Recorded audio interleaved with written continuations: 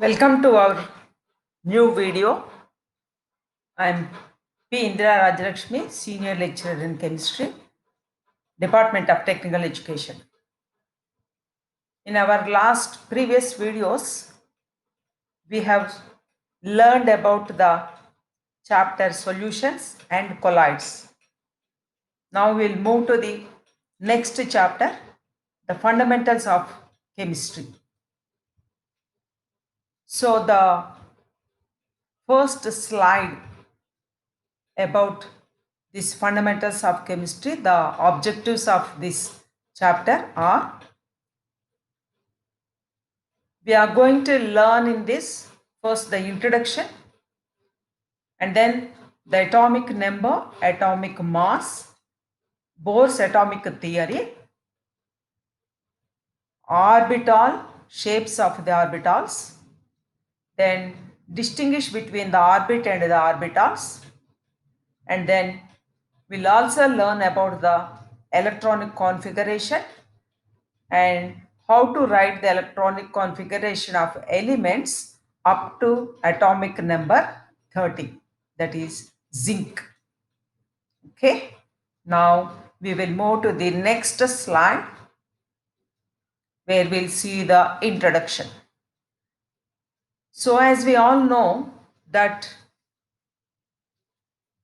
the matter is the one which has some space and possess some mass. Okay, so the matter is composed up of atoms. In other words, the matter, the atoms are the building blocks of the matter. Okay, so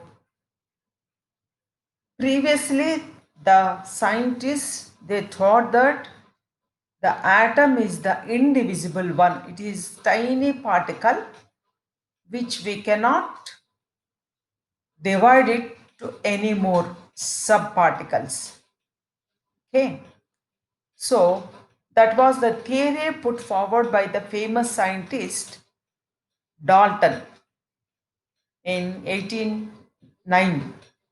So according to Dalton's atomic theory, atom is the smallest tiny indivisible particle, but that means he says that further we cannot divide the atom. That is the last unit of the matter. Okay, but based on the several experiments conducted by the different scientists in different time periods, like J.J. Thomson, Madame Curie, Rutherford, etc., and etc., they indicated that atom is not the end of the matter, that is not the smallest particle, which is not the indivisible particle, in other words, but it can be divided furthermore into the still small particles called subatomic particles. Okay, or we can also call them as the fundamental particles. So thus the atom is made up of the subatomic particles. Those particles are electrons, protons and neutrons, and they are known as the fundamental particles. Okay, so in this slide we have learned what is matter. Matter is the one which possesses some mass and occupies some space. Okay, and when we divide the matter, we will reach to a particle which we call it as the atom, and the scientists thought that the atom is the indivisible tiny particle which cannot be further divided, but later on the other scientists like J.J. Thomson and Madame Curie, they found that the atom is divisible one, and it is, we can still divide it into the smaller units called subatomic particles as electrons, protons and neutrons. Okay, this is about the introduction of the atom. Now we'll move to the next slide where we will learn about the properties of these fundamental particles. So we learned that atom is made up of mainly three particles, subatomic particles, electrons, protons and neutrons. Let us start with the electrons. Electron is discovered by the scientist J.J. Thomson, and it is negatively charged particle, and then the charge on the particle is minus 1 unit, which is equal to the minus 1.602 into 10 to the power of minus 19 coulombs. The mass of the electron is negligible when compared to that of mass of other fundamental particles. Like it is 1 by 1837th of mass of hydrogen atom. So from this we learn that the atom is the tiniest particle whose weight is very less. It is less 1 by 18th 37th of the proton. Okay.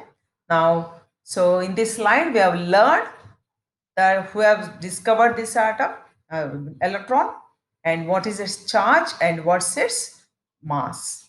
Okay.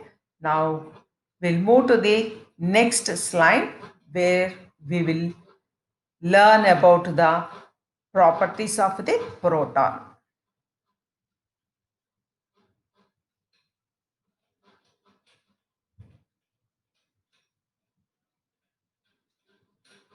Proton was discovered by the scientist Goldstein.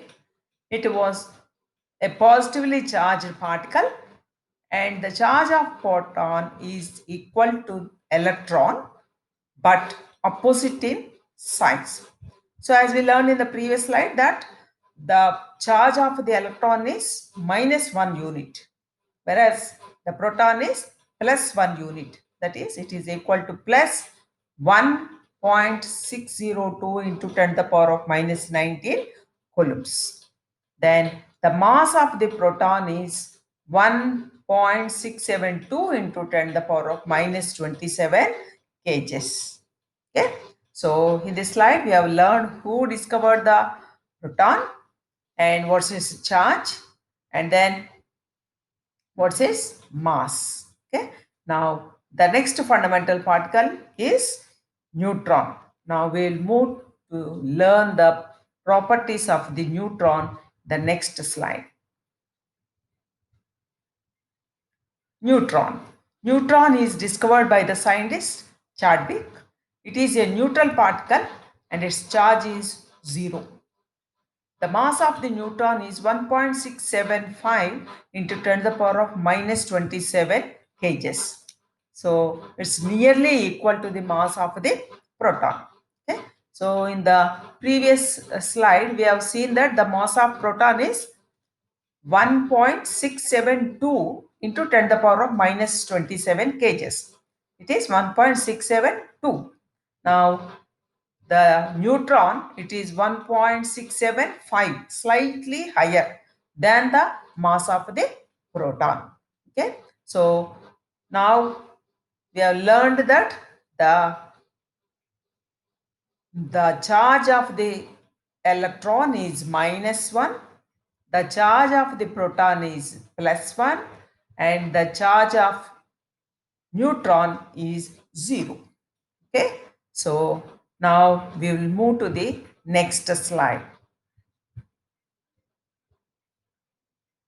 So in this slide we will see some representations, some diagrams about the representation of how we have to represent the atomic number, mass number, etc.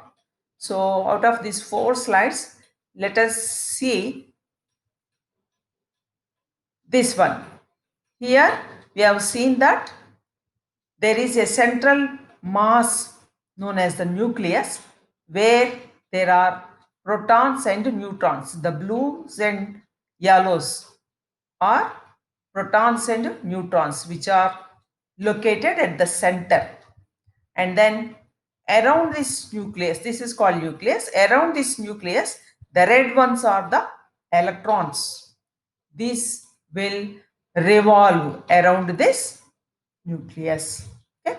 So now we'll move to the next slide. We'll come back to this slide again. Atomic number and atomic mass. The atomic number. Now we have learned about the electron, proton and neutron. Now we will see what is the atomic number and atomic mass. Atomic number. The number of the protons present in the nucleus of an atom is known as the atomic number. And we know that the number of the protons in an neutral atom is equal to the number of the electrons. So, the number of the protons that is equal to the number of the electrons in the number of the electrons in a neutral atom is known as the atomic number. Okay. So, it is denoted by the letter Z. So, we can define the atomic number like this. The atomic number is nothing but the number of the protons present in the nucleus of atom, or which is equal to the number of the electrons present in neutral atom, and which is also equal to the positive charge of the nucleus of the atom, or it is the serial number of the element in the periodic table. Okay. So in these different ways we can express what is the atomic number of an element. So we learned that the atomic number is nothing but the number of the protons, which is equal to the number of the electrons, and we can also represent the atomic number as the serial number of the element in the periodic table, or it is all, we can also say that it is the positive charge of the nucleus. Okay. Now we'll move to the next slide. Mass number. So now we are learned atomic number. Now we'll move to the mass number. The mass number is the sum of the number of the protons and the neutrons. We have learned that protons and neutrons lies in the center of the atom, which is known as the nucleus. Okay. So the sum of the number of protons and the neutrons in the nucleus of an atom is known as the mass number, and it is denoted by the letter A. And we know that atomic number Z is number of protons, that is equal to number of electrons. So the mass number is number of protons plus number of neutrons. Okay.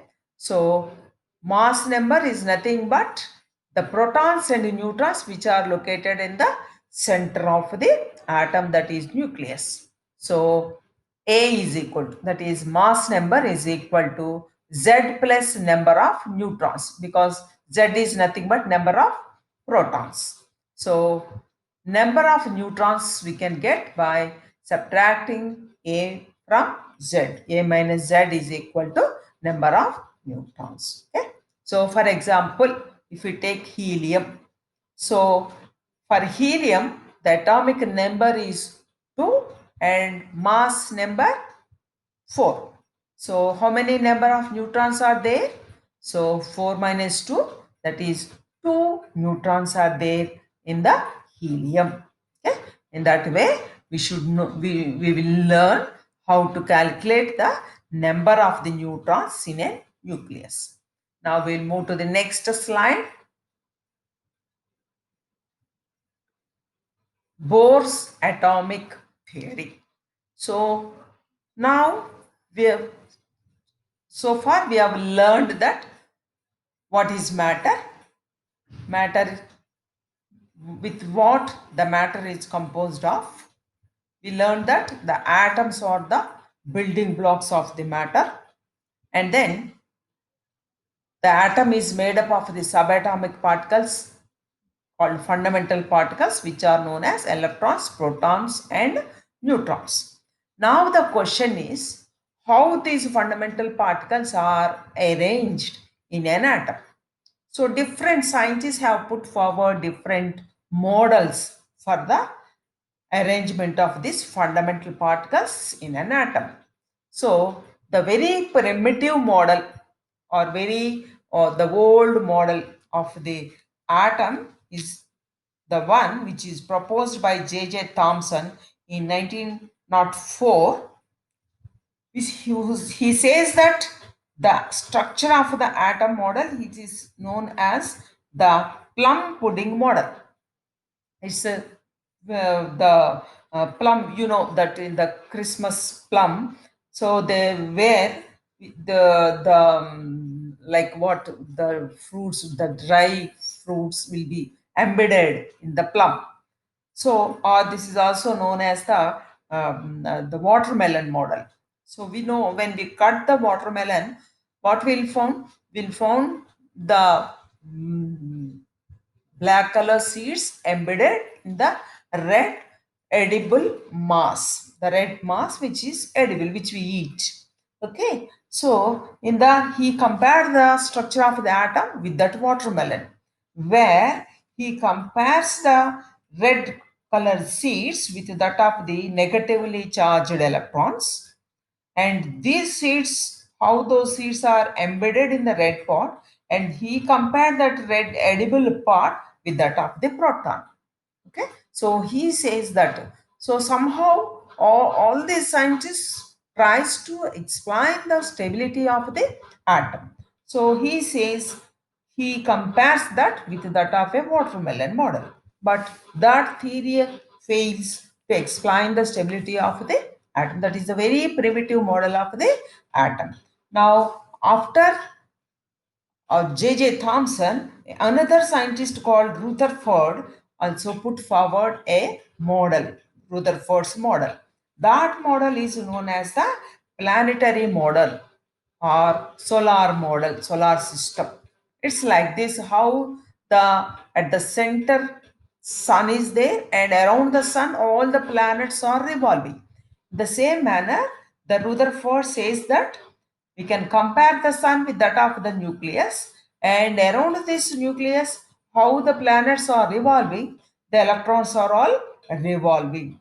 So that's how he explained the structure of the atom. But that also fails to explain the stability of the atom. And finally, the scientist known as the Niels Bohr put forward the model, atomic model. That model basically based on the Planck's model. Okay, the uh, this scientist put this model in the 1930.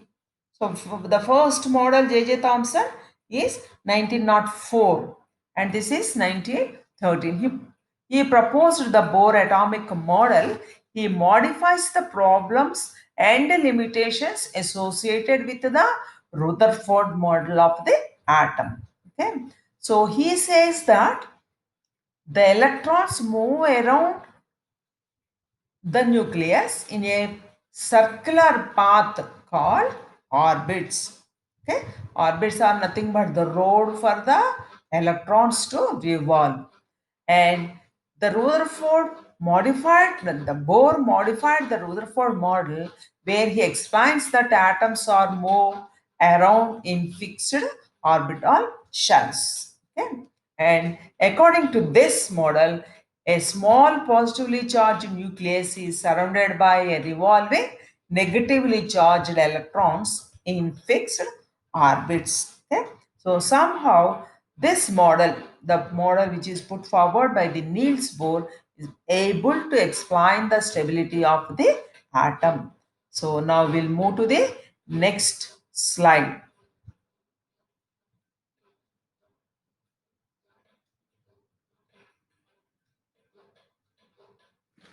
Let us see what are the postulates of the Bohr's atomic model. So the electrons, he put forward some points called postulates, uh, which explains the structure of the atom. So the first postulate says that the electrons revolve around the nucleus with high velocity in the circular path called orbits or shells, or also energy levels. He says that around the nucleus there are the concentric rings or paths or roads called shells or orbits or energy levels.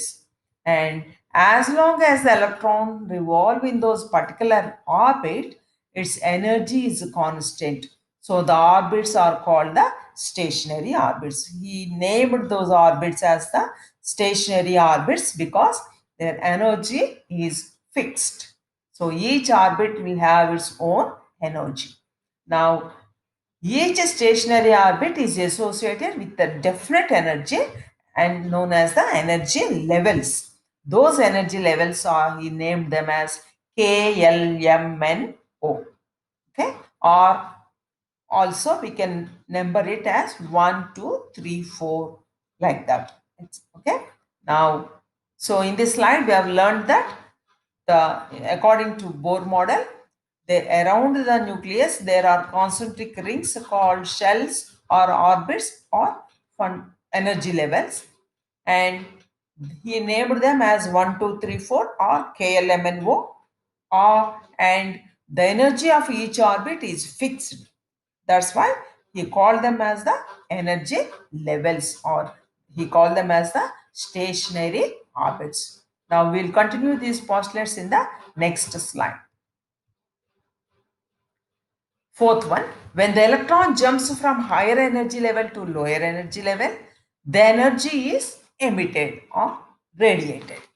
That means, as we know that as we move away from the nucleus, the energy of the orbit goes on increases.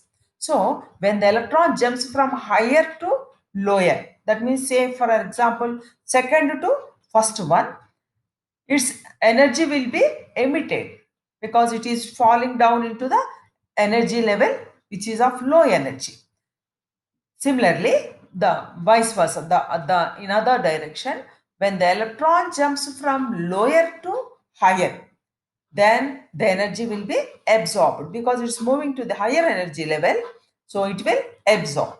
Okay, so when jumps from higher to lower, it will emit. When jumps from lower to higher, it will absorb.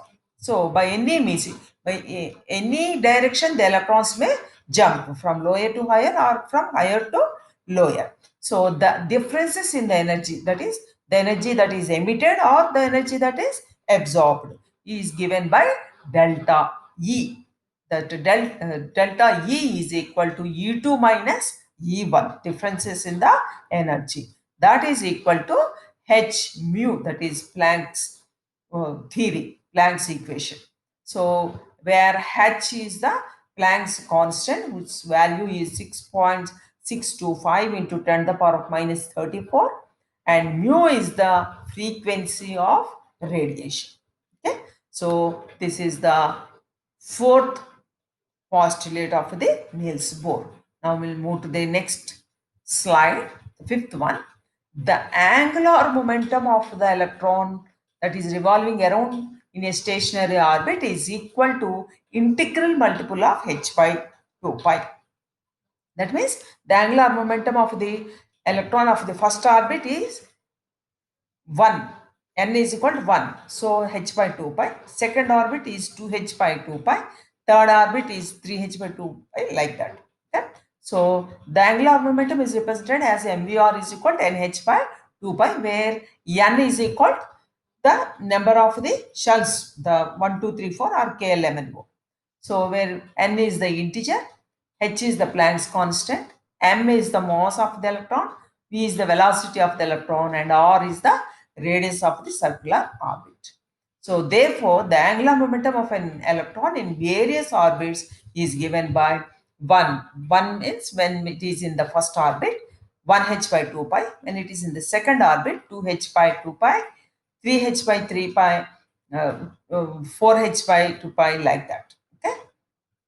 Thus, the angular momentum is said to be quantized. So, according to Niels Bohr, he says that the angular momentum is quantized and the energy is also quantized. He says that the energy is not released continuously, but it is the energy will be released in the packets called quanta.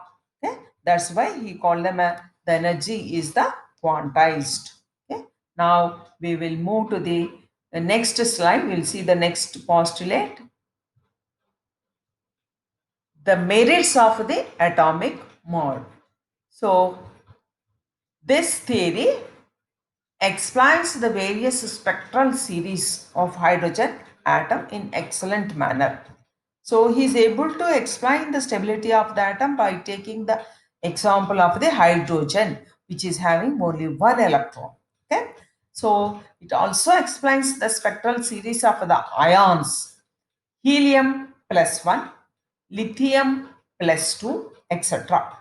So these are the helium, lithium plus 2 means again 1 electron, helium plus 1 is also again 1 electron. So he is able to explain the small atoms structure excellently.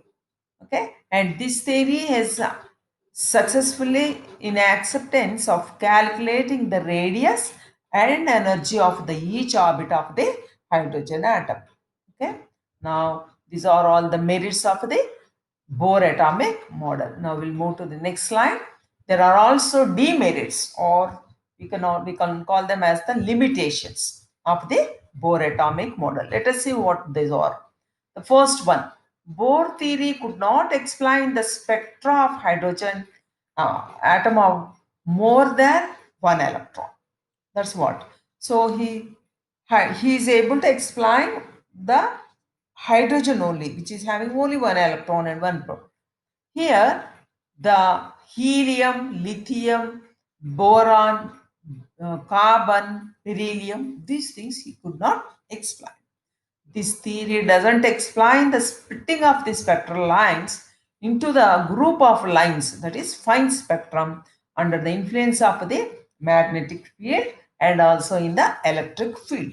So when the spectrum is kept under the influence of the magnetic field, the splitted line splits into the lines, and that effect is known as the Zeeman effect. And in the presence of the electric field, the splitted line, it is known as the Stark effect. And third one, this theory could not explain the quantization of the angular momentum. Okay? So these are the demerits, these are the limitations of the Bohr atomic model. Now we'll move to next slide. This theory could not explain the formation of the chemical bonds. That means Bohr theory is he explaining only about the orbits. He is not explaining about the like she's explaining the shells but not explaining the subshells, like he's not having any idea about the subshells like spdf and the degenerated orbitals, all these things he could not explain. So when the fine spectrum of the hydrogen, each line is again divided into so many fine lines that indicates the subshells, but that he could not explain. So, and this theory could not explain the formation of the chemical bond, and this theory assumes the electron as a particle, but this is again against the wave nature of the electron proposed by de Broglie. So he says that the electron is a wave, but according to Bohr theory is based on that the atom is a particle. Now this theory gives the position and velocity of the electron accurately and simultaneously. This is against the uncertainty principle proposed by the Heisenberg. That means here, as per the Heisenberg theory, the position and the velocity of an electron cannot be known simultaneously, because the atom the electron is such a small particle that when we pass light on it, it will move away from its position, so we cannot find out its position and velocity at a time. Okay, so that is the Heisenberg's uncertainty principle, but that he could not explain this theory. According to Bohr, the position and velocity can be known simultaneously. At a time, we can know these two. But this is against this Heisenberg uncertainty principle. Okay. Now we'll move to the next slide. A recap of the today's session. So in this today's session, we have learned what are the fundamental particles in an atom, and then we have learned about the properties of electron, proton, and neutron, and then we have learned about the atomic number, mass number, and then Bohr atomic theory. Okay, so we'll move to the previous slides where we have some figures. Yeah, this one. See here how to represent the atomic number and mass number. Say this X is the atomic symbol. Say for example helium, and Z is the atomic number, that is 2, and A is the mass number, that is 4. So we can write it as the helium 2 4, or if we take the carbon, so in place of the X there is C, and Z 6, A 12. That's how we'll represent the mass number and atomic number. And then this is the model of the electron atom, where protons and neutrons are existing in the center called nucleus, and electrons are revolving around the nucleus. And this figure reveals about the structure of the atom put forward by the Bohr model of atom. So say this one is the nucleus, the positively charged nucleus, and around this nucleus there are the concentric rings called orbits or shells or energy levels, and he named them as 1 2 3 4 or KLMN. Likewise he has named them. Okay, so these are the concentric rings. So as long as the electrons revolve in these concentric rings, they neither lose their energy nor gain their energies. That means the energy is quantized. So there is no chance of the electron falling into the nucleus, which leads to the collapse of the atom. Okay, so this is the figure that explains the structure of the atom by Bohr. Okay, so now we'll move to the next last slide where we have a small quiz. The what we have learned. So quiz. So first one, which of the following defines mass number of an atom? So just now we have seen that the mass number is nothing but the number of protons and electrons. So where it is, so protons and electrons, number one, neutrons and electrons, protons and neutrons. Sorry, the mass number is number of the number of protons and neutrons. So where it is? It is C, number of protons and neutrons. Now second one, an atom has a mass number of 37 and the atomic number is 17. How many protons does it have? So we know that the atomic number is nothing but the number of the protons. So what is the atomic number here? Atomic number here is 17.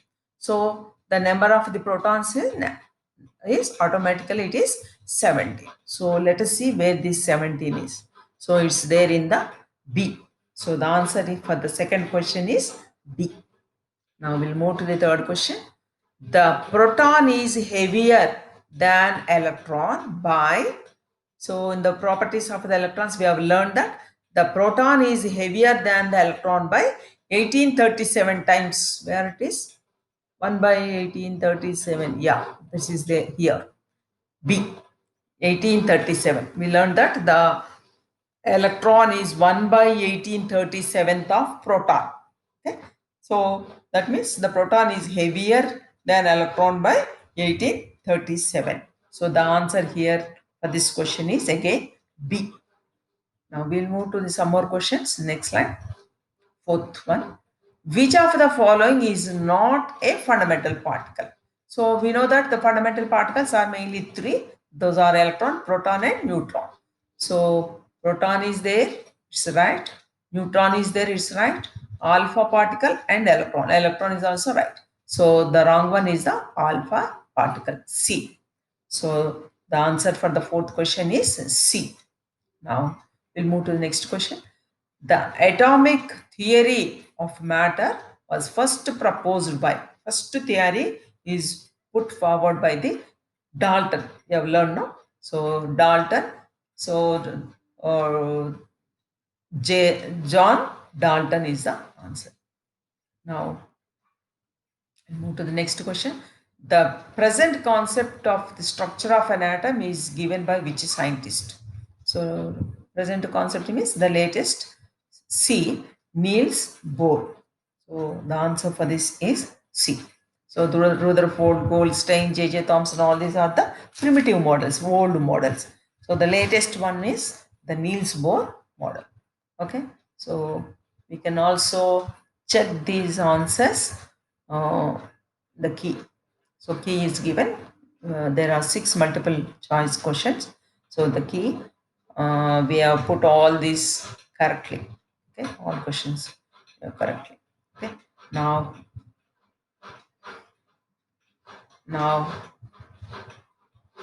again, once again,